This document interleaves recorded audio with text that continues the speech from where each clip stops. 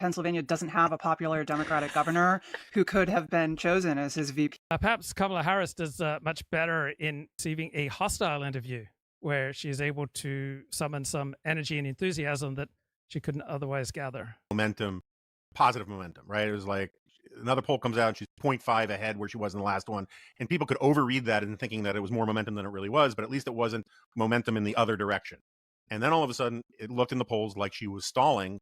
And this coincided with a change, and who knows what they're leaking, what people are hearing behind the scenes about her polling, but it coincided with a change in her media strategy. And people are like, holy crap, if we're seeing this stalling in the public polls, imagine what they're seeing in their own polls. That's why she's doing this media strategy. And then they invested more importance in the media strategy than it should have had, because their media strategy from the beginning and Sarah, you made this point before, it's like if you do 100 interviews, one bad interview just gets averaged out into the interview average.